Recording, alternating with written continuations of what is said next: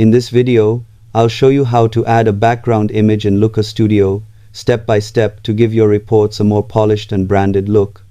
Start in your report editor, click Insert from the top menu, and select Image. Place it on the canvas and resize it to cover the full page area.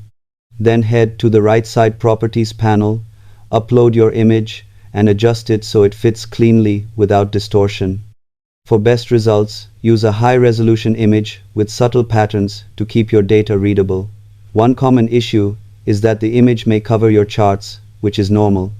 Simply select the image, go to Arrange, then Order, and click Send to Back so your visuals appear on top. You can always replace or resize the image later as needed. This small tweak can greatly improve report presentation. Subscribe for more simple tech